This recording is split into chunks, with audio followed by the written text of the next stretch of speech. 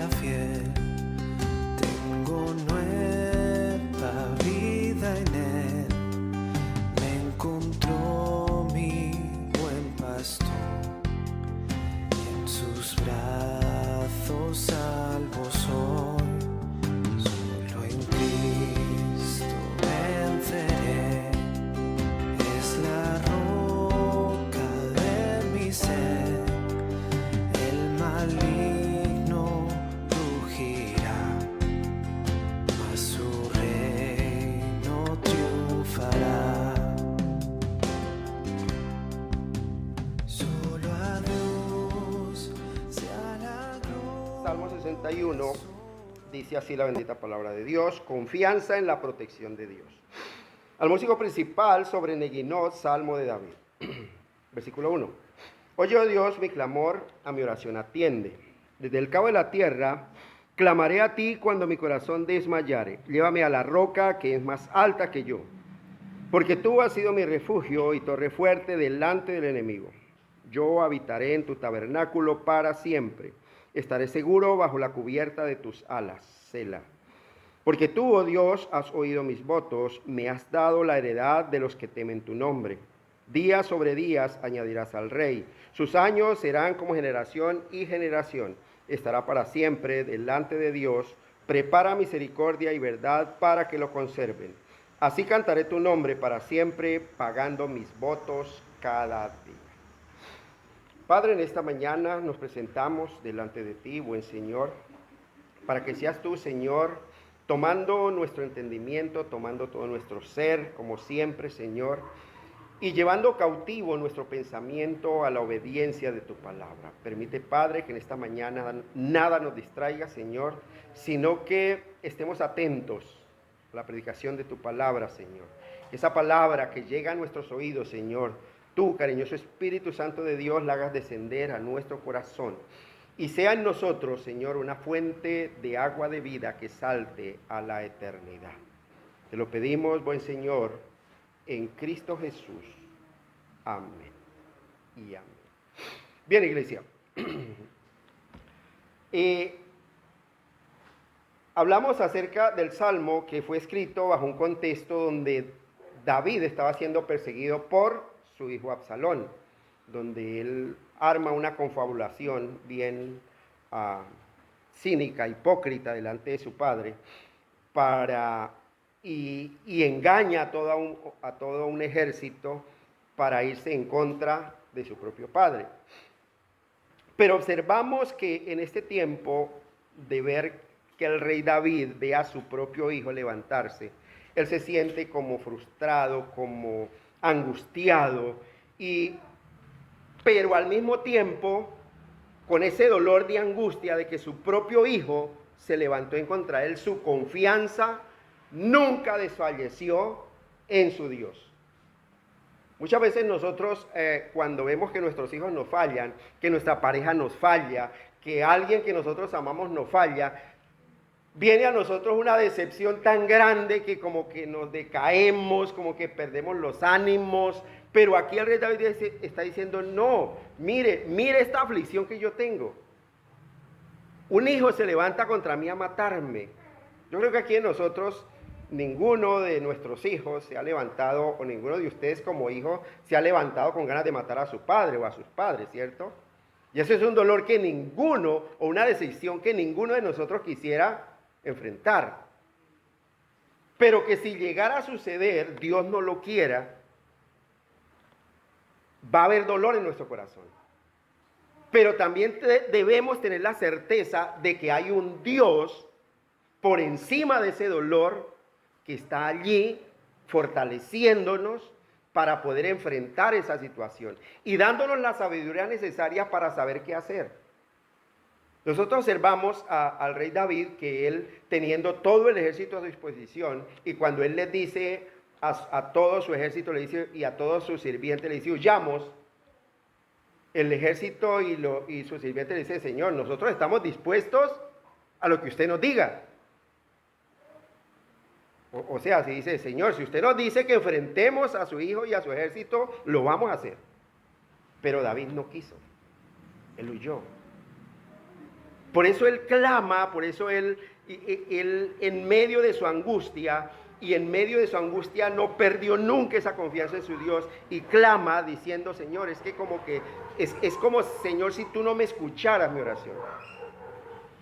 Pero también a la vez él reconocía que todo eso estaba viniendo, ¿por qué? Por causa de su pecado. Porque David no había sido una mansa paloma. Él cargaba con las consecuencias de su pecado. De ese pecado tan grande del adulterio, del asesinato que cometió al meterse con la mujer de su general, de uno de sus grandes generales. Y él sabía que era a causa de su pecado, pero aún eso no le impidió confiar en su Dios. Porque él sabía que Dios es fiel y justo para perdonar nuestros pecados y limpiarnos de toda maldad. Por eso, iglesia, mire, cuando usted peca, sea el pecado que sea, Dios lo perdona. Pecado grande, lo más abominable que usted crea, Dios lo perdona. ¿Sí lo perdona? Claro, Dios lo perdona porque Dios no puede contradecirse a sí mismo. Pero las consecuencias de ese pecado quedan y usted debe afrontar las consecuencias de ese pecado, así Dios ya lo haya perdonado, porque son consecuencias que quedan. Y yo cierto día ponía un ejemplo que Dios quiera que nunca ocurra, que si yo le soy infiel a mi esposa y ella se da, bueno, si salgo vivo, ¿no? Si después de que ella se dé cuenta, Dios me va a perdonar ese pecado, porque si yo me arrepiento realmente de todo corazón, Dios va a perdonar ese pecado. Pero ¿cuál va a ser la consecuencia? Que voy a perder mi matrimonio. Esa es una consecuencia que tengo que afrontar. Que voy a perder ya incluso el pastorado, porque caí por infidelidad. Y eso es algo que no se borra, dice la Escritura por allá en Proverbios. Porque dice por allá el que menosprecia su alma, el que tal hace. Entonces, aunque Dios me perdona, las consecuencias tengo que enfrentarlas. Y esas consecuencias llegan. El que es promiscuo y se arrepiente de su promiscuidad y se mete con el uno o con la una, con la otra, o si es mujer con el uno o con el otro, Dios le perdona, pero de pronto si estuvo bien de buenas y lo pringó un SIDA, esas consecuencias quedaron y tiene que enfrentar esas consecuencias, aunque Dios ya lo perdonó. Pero debe enfrentar las consecuencias de su pecado. El hecho de que Dios nos perdone no es que ya Él me perdonó y entonces como me perdonó, me sanó y me libró de toda consecuencia aquí en esta tierra. No, porque vemos a través de la Escritura que todos aquellos que fallaron delante de Dios, Dios los perdona, pero llevan la consecuencia y tienen que enfrentar la consecuencia de su pecado. Por eso aquí, en esa convicción que tenía David, dice, oye, oh Dios, mi clamor, a mi oración atiende. Oye, oh Dios, mi clamor, a mi oración atiende. Mire, es que los hijos vivos de Dios, los que realmente son vivificados por su palabra, nunca vamos a reposar hasta que nuestras súplicas hayan entrado en los oídos de nuestro Dios. Hasta que Dios nos dé esa paz. Aún estemos en lo más apartado de la sociedad o del mundo entero, o no sé, nos sintamos aislados. Por eso aquí dice en el versículo 2, desde el cabo de la tierra clamearé a ti cuando mi corazón desmayare. Llévame a la roca que es más alta que yo. Él le había tocado que huir y estaba en un lugar muy lejano. Y dice, Señor, desde aquí, aún estoy lejos del tabernáculo, del arca del testimonio. Desde aquí, clamo, Señor. Porque él entendía que Dios habita la creación entera. Y ve la imposibilidad de de por sus propios medios ir a esa roca que es Cristo y le dice, Señor, llévame a esa roca que es más alta que yo. Yo no puedo solo. Necesito de ti para que tú me acerques a mi refugio, a esa roca que es más fuerte que yo. Por eso, iglesia, los grandes triunfos de la fe, a través de la historia nos hemos podido dar cuenta que son conseguidos, son en medio de las pruebas más difíciles. Los grandes triunfos de la fe han sido conseguidos en medio de las pruebas más difíciles. ¿Por qué? Porque ahí es donde el verdadero Hijo de Dios se humilla ante la presencia de Dios y ¿qué? Y clama a ese Dios que nunca lo va a dejar ni a desamparar. Por eso es que todo el tiempo yo estoy insistiendo en que esa tribulación, esas aflicciones nos acercan a Dios y también acerca a Dios a nosotros en esa presencia favorable de Dios. Cuando usted va a Dios humillado, reconociendo su debilidad, usted se acerca a Dios y también esa presencia favorable se acerca a nosotros. Dios diciendo, aquí estoy, hijo mío. Aquí estoy, hijo mío. Y nos levanta con nuevas fuerzas para enfrentar esos problemas. Mira, hay un peligro grande y es que todo ser humano, toda criatura, todo hombre que diga depender de Dios, llega a su fin y llega a su deterioro máximo cuando pone fin a sus oraciones. Cuando dice yo ya no oro más, ya ese es el acabose de todo creyente. El hombre llega a su fin cuando pone fin a sus oraciones. Ahí ya no hay nada más que hacer. Porque cree que puede él solo defenderse, él puede en su propia sabiduría salir adelante en todas las cosas. Y desecha el favor de Dios. Y desecha esa necesidad que Dios ha dicho en nosotros, que es el orar siempre y no desmayar. El orar sin cesar. El orar en todo tiempo, con toda oración y súplica en el Espíritu, con acción de gracias. Usted quiere llegar a su fin, ponerle fin a su vida, ponerle fin a su tranquilidad, a su bienestar, a su armonía en el hogar. Bueno, deje de orar. Ponga fin a sus oraciones y ya.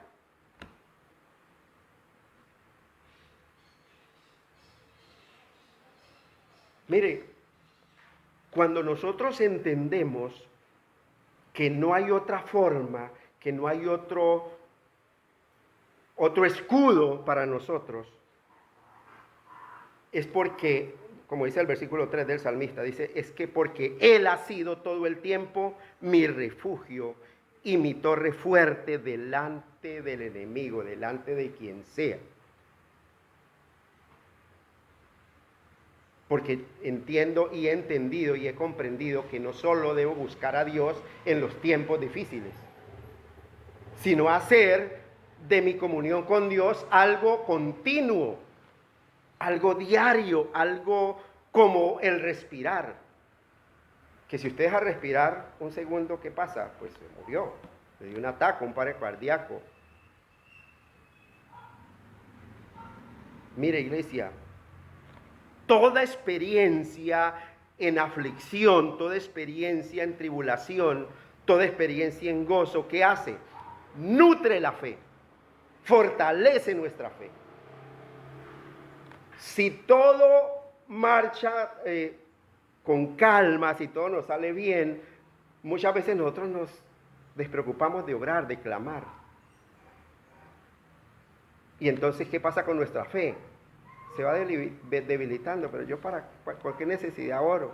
¿Con qué necesidad ya me levanto a orar? Si, alma mía, come, bebe, regocíjate, muchos bienes tienes. Pero la experiencia en esas tribulaciones nutre mi fe, fortalece mi fe. Y entonces esa torre fuerte que habla aquí el salmista en el versículo 3, ese refugio solo me valdrá si es que puedo ir a ella, si realmente la he buscado continuamente a lo largo de toda mi vida. Porque nada saco con tener una torre fuerte enfrente mío si no puedo entrar a ella. Nada saco con tener un refugio si no puedo entrar a él, si está lejos de mí, si no acudo a él.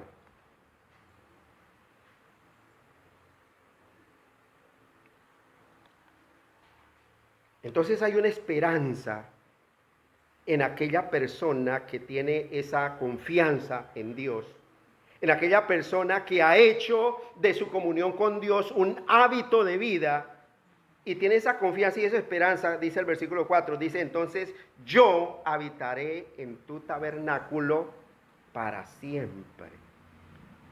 ¿Ustedes se acuerdan cómo termina el Salmo 23? ¿Sí? ¿Cómo termina? ¿Cómo termina? Y en la casa de Jehová moraré por largos días. Por largos días. Y es lo que está reafirmando nuevamente aquí. Dice, yo habitaré en tu tabernáculo para siempre y estaré seguro bajo la cubierta de tus alas.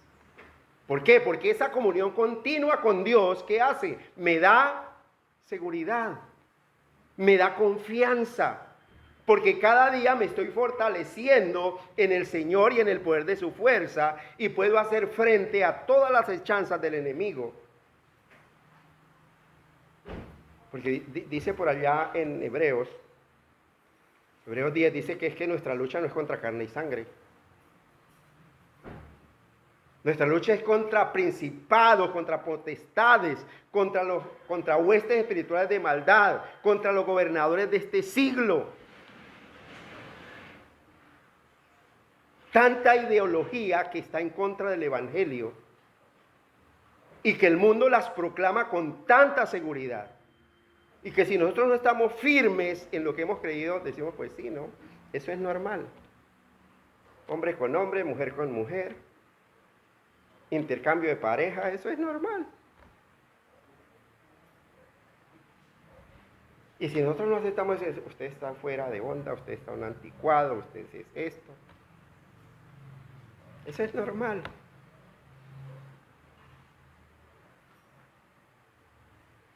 Que ya el joven con la novia no se respetan, ya tienen una vida marital desde que se conocieron. Eso es normal. No es normal. Delante de Dios es pecado, delante de Dios es fornicación, delante de Dios es adulterio. Es lo que dice la Escritura.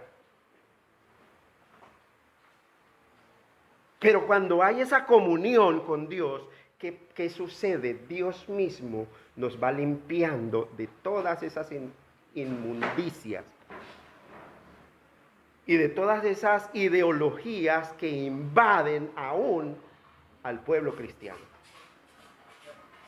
Por favor, colabórenme con los celulares.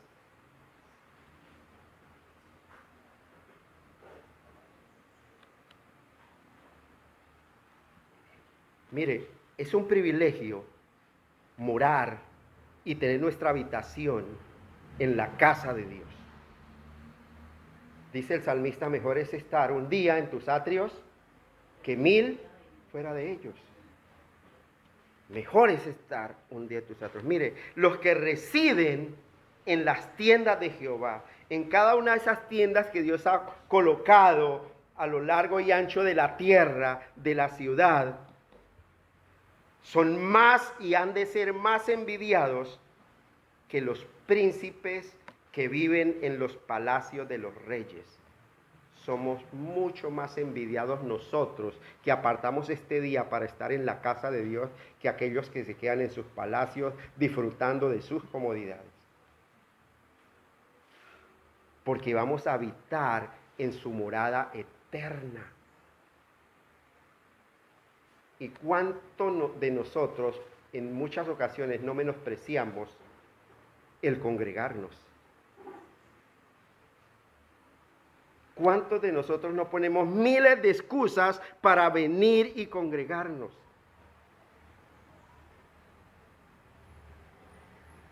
algo que se admira de la iglesia tradicional es su consistencia y su persistencia en la adoración, aun sea falsa. Pero ellos todos los días, y usted pasa por esos templos tradicionales y todos los días hay multitudes de personas allí congregándose. Todos los días. Y no solo una vez en el día. A las 5 de la mañana, a las 6 de la mañana, a las 7 de la mañana, a las 5 de la tarde, a las 6 de la tarde, pasa uno hasta las 9 de la noche, están haciendo sus rituales.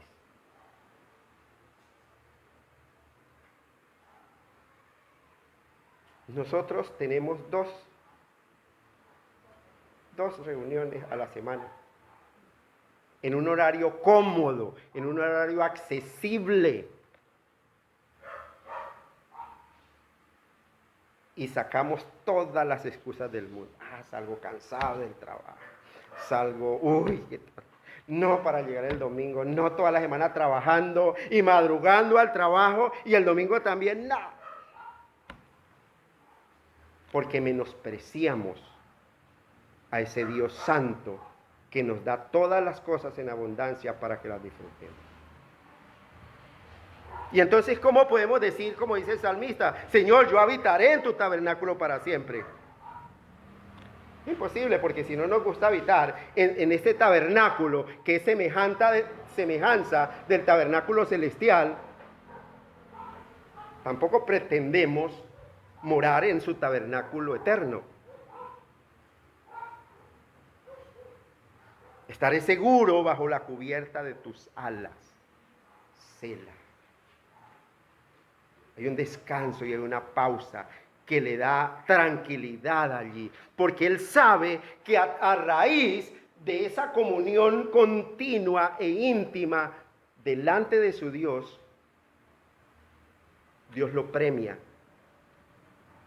con esa gran bondad de asegurarle y de darle la certeza de que esa habitación la tiene segura, de que esa habitación en las moradas del Altísimo está segura y nadie la puede arrebatar de su mano. Versículo 5. Mire lo interesante. Entendemos que este salmo es un clamor angustiante del rey David. Un clamor angustiante, pero también con una seguridad certera de que Dios lo va a guardar, de que Dios lo va a escuchar. Dice, mire lo que dice el versículo 5, dice, porque tú, oh Dios, has oído mis votos, me has dado la heredad de los que temen tu nombre. Él tiene la certeza y la seguridad de que Dios ha escuchado ya su oración. Ese clamor que dice en el versículo 1, dice, oye, oh Dios mío, oye, oh Dios, mi clamor, a mi oración atiende. Aquí en el verso 5 ya dice, Señor, tú has oído mis votos. Tú has oído mi oración. ¿Por qué tiene esa seguridad él?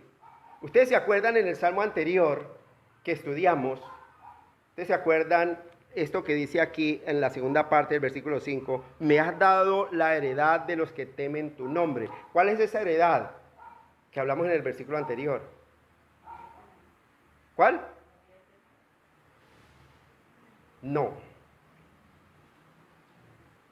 Versículo 4, Salmo 60, versículo 4.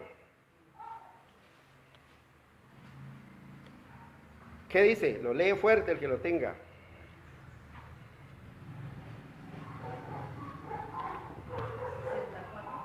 64. Has dado a los que te temen bandera que hacen causa de la verdad. Amén. Su palabra. Muy bien.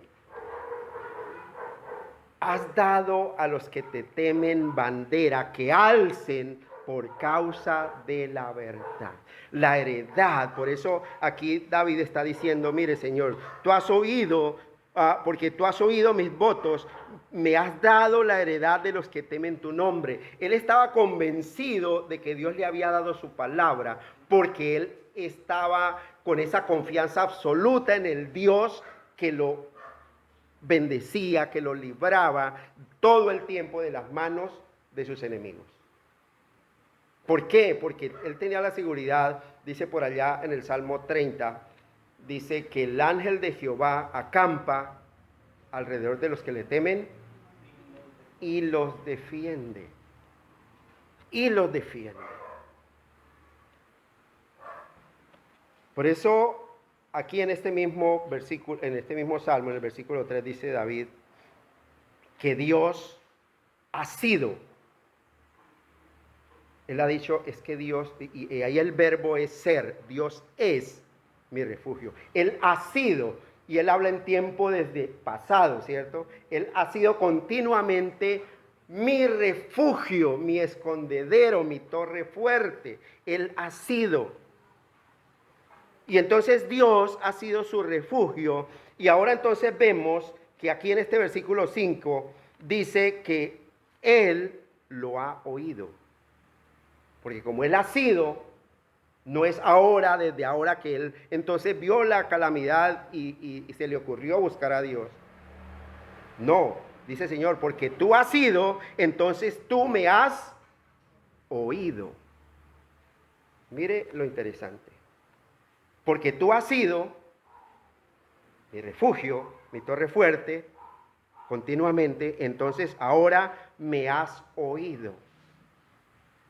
Y no solamente me has oído, sino que también el otro verbo continúa en el versículo 5. ¿Cuál es? Me has dado.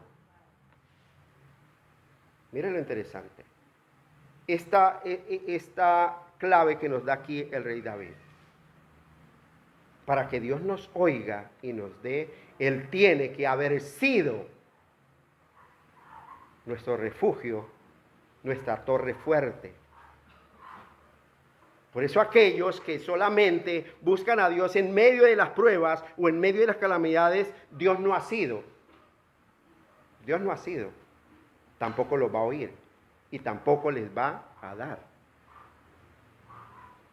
Porque es necesario que nuestra confianza sea continua en Él. Diario, día y noche. Día y noche. Que podamos tener esa certeza de que en todo tiempo, como dijo el apóstol Pablo, he aprendido a estar contento cualquiera que sea mi situación. En abundancia, en necesidad, en persecución, en azotes, en todo y por todo. Y dice, y todo lo puedo en Cristo que me fortalece. ¿Por qué el apóstol Pablo podía decir eso? Porque Dios, Cristo, había sido desde antes su confianza, su fortaleza, su torre fuerte. Y aún hoy es. ¿Cristo qué es para usted? Hay tantas cosas que dice la Escritura, que Cristo es mi Rey, mi consejero, mi escudo, mi libertador, mi torre fuerte, mi roca, mi escondedero, mi oportuno socorro, mi alto refugio, mi porción, mi salvador, mi salvación. Es la puerta, es el camino, es la verdad, es la vida, es mi amigo. Pero Él es hoy presente y puedo decir que Él es eso. ¿Por qué? Porque Él ha sido también. Y es lo que está diciendo aquí el rey David. Porque tú, oh Dios, has oído mis votos, me has dado la heredad de los que temen tu nombre. Si tú quieres realmente que Dios implante esa palabra, como dice por allá Santiago, esa palabra implantada que puede salvar sus almas, Dios tiene que haber sido su torre fuerte. Dios tiene que haber sido su oportuno socorro. Porque usted va diariamente ante Él en oración, dependiendo de Él, en todas las áreas de nuestra vida. Si soy trabajador, bueno, madrugo antes de irme al trabajo a orar para que Dios sea mi ayuda en mi lugar de trabajo. Si soy estudiante, bueno, me levanto temprano para que Dios me abra mi entendimiento para comprender todas las cosas. Porque Él tiene que haber sido para que hoy sea quien me escuche y quien me dé. Mira lo interesante, iglesia.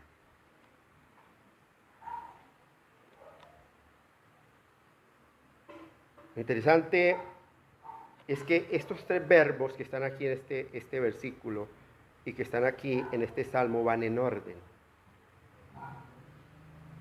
Ser, oír y dar. Y todo eso viene del ser de Dios. Y esto es lo que significa,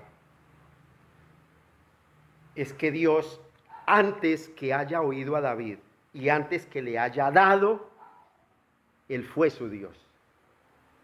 Y es una confesión que David hace casi en todos los salmos, porque dice, porque tú eres el Dios de mi salvación. Él lo reconoce todo el tiempo. Él lo reconoce todo el tiempo. Mire, antes de todo eso, Dios había sido algo para David. ¿Qué algo? Todo lo que acabamos de nombrar. Su oportuno socorro, su refugio, su roca fuerte, su escondedero, su juez, su rey. ¿Es eso Dios para usted en todo el tiempo?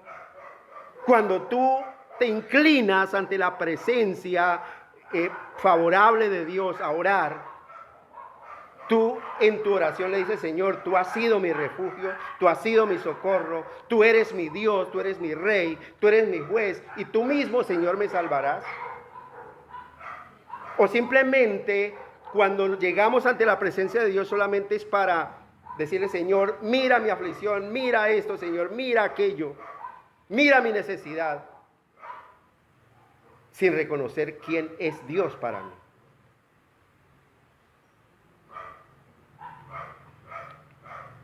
Mira, iglesia, nosotros y el mundo no puede esperar ser oído y mucho menos recibir algo del Señor si Él no es el Dios de sus vidas, si Él no ha sido desde antes. Ese Dios ayudador, ese Dios sustentador.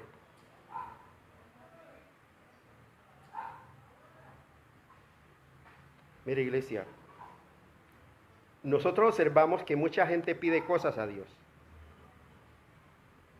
Creyentes e incrédulos piden cosas a Dios. Pero nosotros tenemos el conocimiento que la oración del impío es abominación delante de Dios. ¿Por qué? Dice por allá Proverbios 28:9, dice que el que aparta su oído para no oír la ley, su oración es abominable. Aquel que simplemente ora porque sabe que hay un Dios arriba en el cielo, pero no tiene ningún conocimiento de Dios, esa oración es una abominación delante de Dios. Es una abominación. Por eso hay mucha gente que le pide a Dios cosas, pero no pueden ser oídos o no podemos ser oídos. Y mucho menos recibir algo de Él. Si Él previamente no ha sido nuestro oportuno socorro, nuestro refugio, nuestro escondedero, aquella roca a la cual recurrimos continuamente. Si Él no ha sido eso, no podemos pretender nada.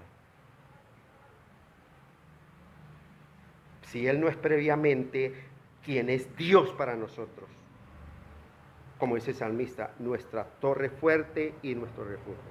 Mire, hay un texto por allá en San Juan, vayamos, no perdamos el salmo, y vayamos a San Juan. San Juan.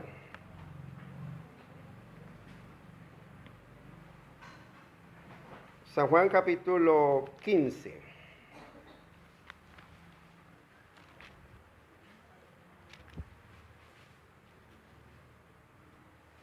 Ya estamos ahí, San Juan capítulo 15.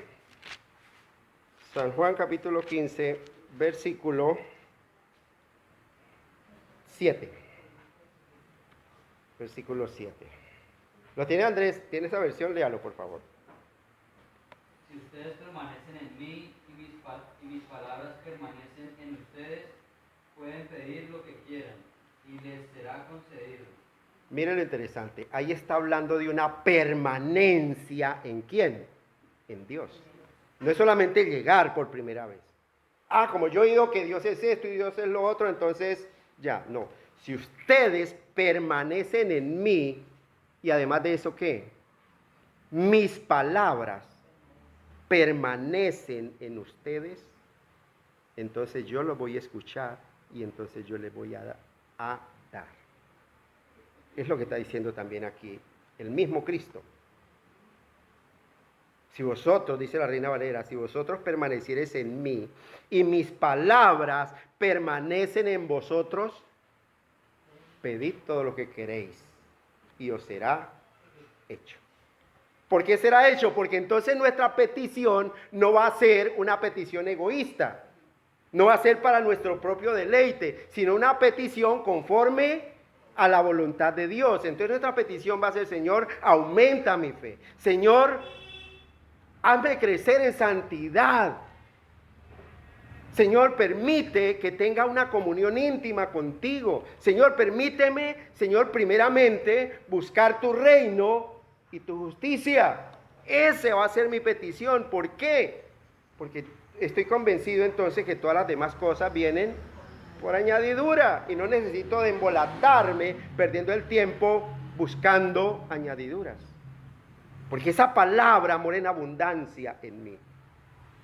¿Por qué mora en abundancia en mí? Porque he permanecido en Cristo. Y Cristo ha abierto mi entendimiento. ¿Para qué?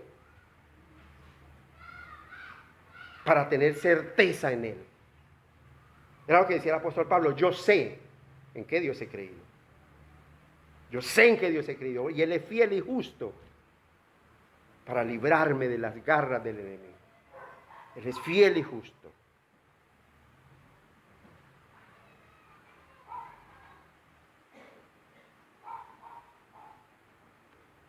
Si Dios ha sido para mí mi torre fuerte, mi oportuno socorro, mi escondedero, puedo tener la certeza de que Él oye mi oración y de que mi súplica va a ser atendida. Dice el salmista también: porque los ojos de Jehová están sobre los fieles de la tierra y sus oídos atentos al clamor de ellos. Solo de ellos. ¿Al clamor del impío está atento? No. No está atento. Versículo 6 del Salmo 61. Dice: días sobre días añadirás al rey, sus años serán como generación y generación. Miren lo interesante. David, el rey David, estaba siendo perseguido ¿por quién? Por su hijo. ¿Con qué propósito? Para matarlo. Pero aunque él estaba angustiado a causa de ese peligro inminente, mire esto que está diciendo que demuestra y muestra confianza. Dice: Señor, aunque estoy siendo perseguido por mi propio hijo para matarme, para quitarme la vida, días sobre días añadirás al rey. O sea, esa promesa que Dios le había hecho de que Él era el rey y que él estaría para siempre y su descendencia la iba a cumplir. Porque la promesa era sobre quién, sobre David, no sobre su hijo. Y estaba tan seguro que dice: días sobre días añadirás al rey. Sus años serán como generación y generación. Él dijo: Señor, aunque mi hijo me esté persiguiendo, yo no voy a morir aquí. Yo no voy a morir a manos de mi hijo. Y entonces vemos esa seguridad que habitaba en el rey David. A pesar de las circunstancias. La pregunta es: ¿usted se siente seguro en medio de una prueba, de una tribulación? En medio de una aflicción tan tremenda, en medio de su dolor, ¿hay seguridad en ese Dios que usted ha creído? ¿O hay duda? Mire que David, aún en medio de eso, él estaba lleno de seguridad. Y tenía la seguridad que iba a tener un buen final, que él no iba a morir a manos de sus enemigos. Y vemos la historia que nos dice que él murió viejo, viejito. Murió de viejito, recostado en su cama, reinó 40 años. Y le consiguieron una sardina de 15 años para que durmiera con él. Nunca la tocó, pero era su compañía ahí, para que lo calentara sus huesos. Y murió en buena vejez. Esa era la seguridad. Por eso dice, sus años serán como generación en generación. Entonces miramos que a pesar de esa situación tan difícil, de que él veía que esa situación era tan difícil, él estaba viendo que su reinado iba a durar toda su vida, todo el tiempo. Y eso es saber en qué Dios hemos creído. Y eso es tener una certeza en el Dios que nos ha llamado de las tinieblas a su luz admirable. Eso es saber y tener conciencia de esas perfecciones de Dios, de quién es Dios para nosotros, sus hijos, que siempre está a nuestro favor y nunca a nuestra contra. Pero ojo, iglesia, no olvidemos, él tiene que haber sido una comunión continua con ese Dios, una intimidad constante con Dios, la que vemos a través de toda la historia de la Escritura en todos sus profetas. Aún en la deportación, cuando fueron llevados cautivos a otra ciudad, a otro pueblo, paganos, vemos que ese remanente permanecía fiel a su Dios, orando 3 veces al día. Lo hacía Daniel con sus amigos. Aún el rey sacara edictos que se prohibía la adoración a otro Dios, ellos continuaban con su adoración. ¿Y qué pasó con esos siervos? Para ellos Dios había sido, porque era constante en su vida. Entonces, ¿qué pasó en los momentos de la prueba? En el momento del horno ardiendo, ¿qué pasó? Dios oyó y Dios les dio la vida en medio de las llamas del fuego. ¿Por qué? Porque Dios había sido su refugio, su torre fuerte, su oportuno socorro. ¿Qué pasó cuando fue lanzado al foso de los leones? Dios había sido para él y continuaba siendo. Oyó su oración, cerró las fauces de los leones y al otro día amaneció como si nada, contemplando a los perritos ahí, a los gaticos, en medio de unos leones hambrientos. Porque dice la Escritura que cuando sacan a Daniel y echan a esos sátrapas y gobernadores que lo acusaron, ¿qué sucedió? Aún no habían caído allá al fondo cuando se le abalanzaron los leones. ¿Los pudieron librar sus dioses? No. Por eso la importancia de usted ser constante en la oración. Porque ahí es donde usted demuestra que realmente Dios ha sido desde antes. Y entonces va a continuar siendo. Y sus oídos están atentos a su clamor. Y Dios va a dar respuesta a su oración. Porque Él ha sido.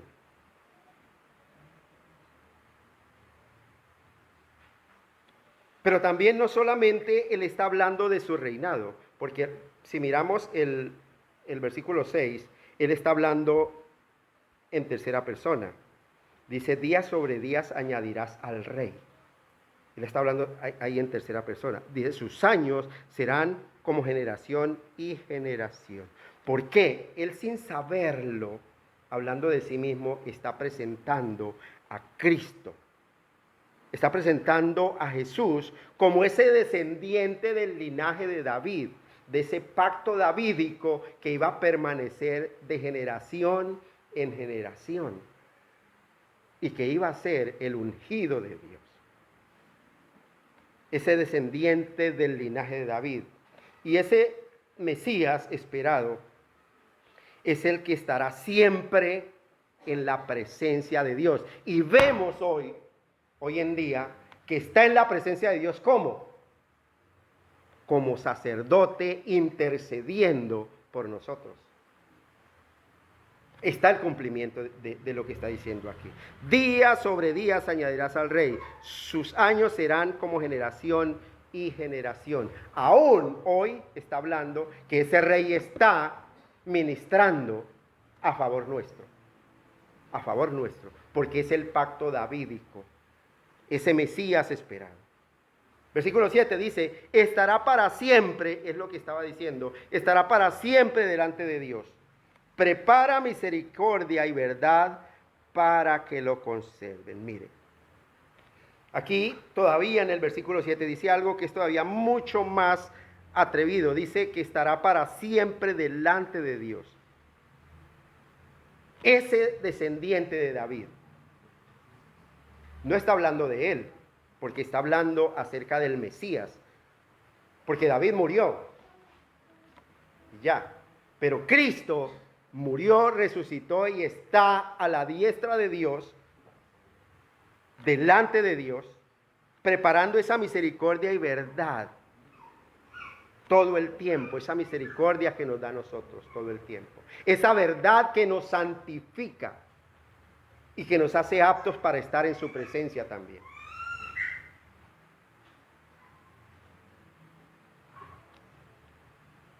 Ese trono de David estará para siempre delante de Dios. Y ahí está hablando, entonces, es del Rey eterno, en este versículo 7, donde dice estará para siempre delante de Dios. Prepara misericordia y verdad. Está hablando del Rey eterno, del Hijo de David, que fue prometido en ese pacto davídico y que sería Rey eterno para siempre. Rey eterno para siempre. ¿Y cuáles son esas columnas que soportan esta profecía? ¿Cuáles son esas columnas que soportan esas columnas de ese reinado eterno del Hijo de David? Son misericordia y verdad. Es lo que soporta ese reino, su misericordia que tiene para con nosotros y esa verdad que nos santifica. Algo bien importante es que nosotros leemos por allí en Malaquías 6, dice, porque yo Jehová no cambio, por eso no habéis sido consumidos. Por esas misericordias de Dios. Y entonces como no nos consume, pero no nos deja solamente así, nos da su verdad para que a través de esa verdad seamos santificados.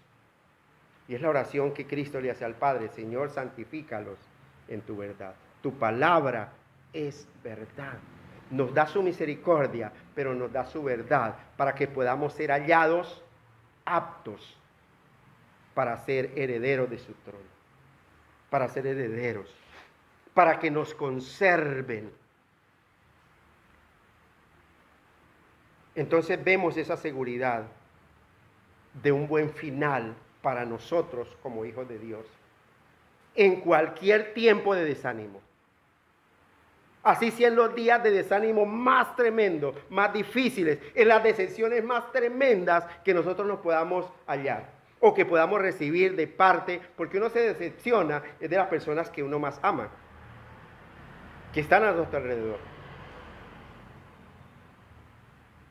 Pero algo que tenemos que tener en cuenta es que como un texto que dice el Salmo 27:10, que aunque mi padre y mi madre me dejaren, aunque mi padre y mi madre me decepcionen, aunque mi hermano, mi hermana me decepcionen, aunque mi esposa o mi esposo me decepcionen, aunque mis hijos me decepcionen o me abandonen, con todo Jehová está allí. Él está ahí. ¿Por qué razón? Porque Él ha sido siempre mi socorro. Porque Él ha sido siempre mi refugio, mi torre fuerte. Porque Dios ha puesto en nuestro corazón el acudir a Él continuamente. Hacer mi comunión con Él parte de mi vida diaria. Parte de mi diario andar. Dios ha sido. Por eso Él me escucha y por eso Él me da. Por eso aquí en esta parte ya está hablando de Cristo, es que está hablando aquí.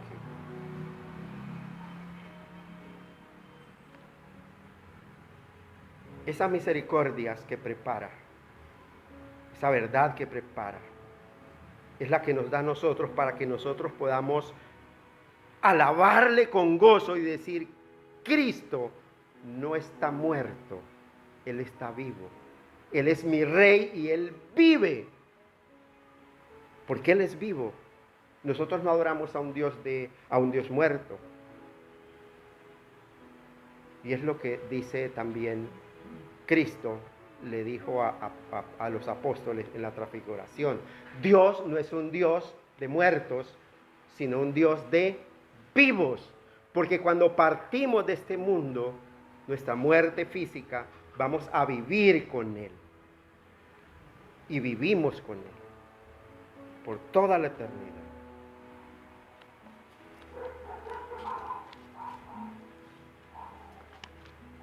¿Cómo no alabar a un Dios tan bueno?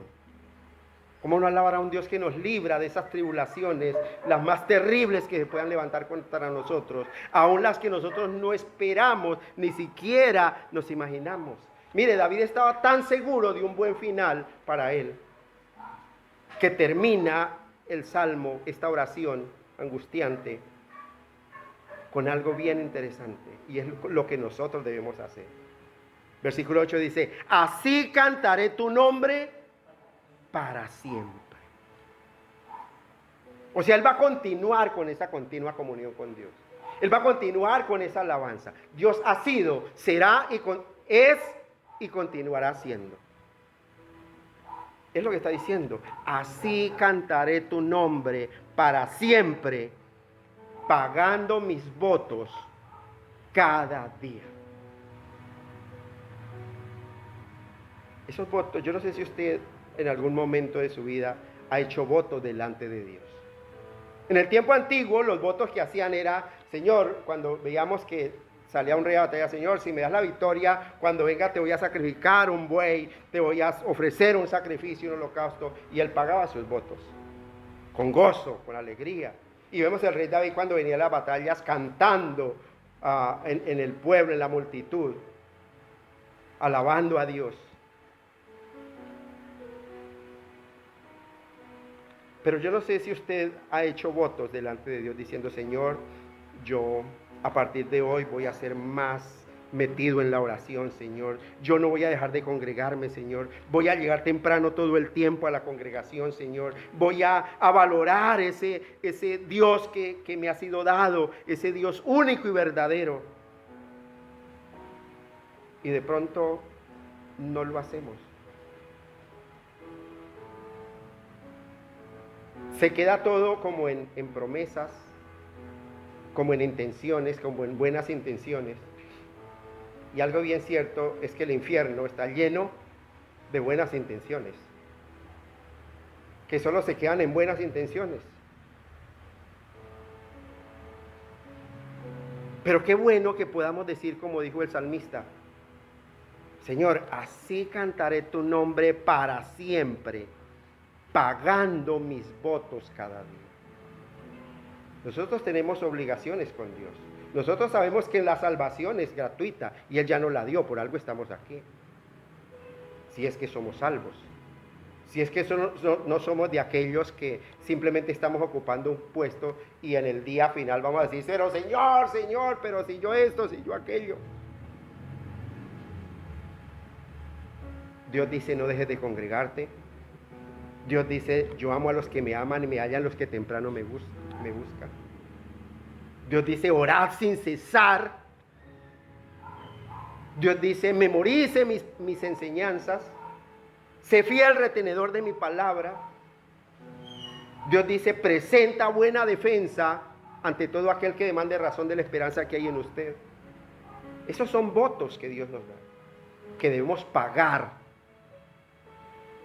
delante de Dios, como evidencia, no para ser salvos, no para alcanzar una salvación, sino como evidencia de que somos salvos, de que Dios nos ha salvado.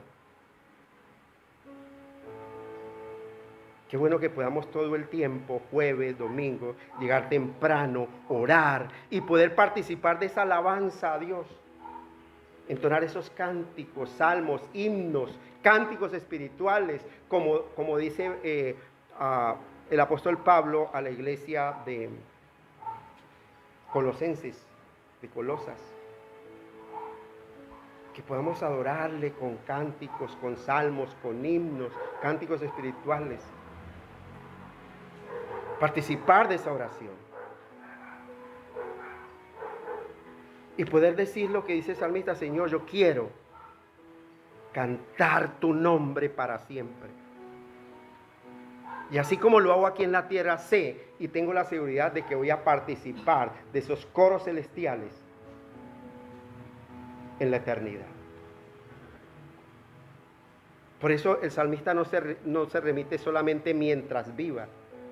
No dice, así cantaré tu nombre mientras viva, sino dice, así cantaré tu nombre para siempre. Para siempre. Porque él no está pensando solo en la adoración aquí, sino en esa adoración continua en la eternidad. Pero para hacer eso debe pagar esos votos cada día, aquí, estando vivo en la tierra, presentándose delante de Dios en sacrificio vivo. ¿Por qué sacrificio vivo? Porque no es fácil usted madrugar un domingo cansado después de una semana de trabajo, lloviendo. Hoy me dio un gozo eterno que la primera que llegó fue allá la señorita Mabel. Toda en paramita, parecía una pajarita. Y llegó como a las 8:30, antes de las 8:30. Y empezamos a orar acá. Pero qué bendición que Dios coloque eso en nuestro corazón. Qué bendición que no pongamos obstáculos, que no cerremos las puertas del reino delante de nosotros, que seamos sinceros en esa oración, que nos gocemos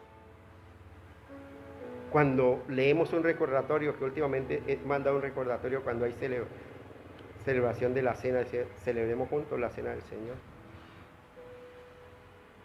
O no llego tarde a la congregación y que en vez de decir, otra vez, molestando, yo veré a qué horas llego, no.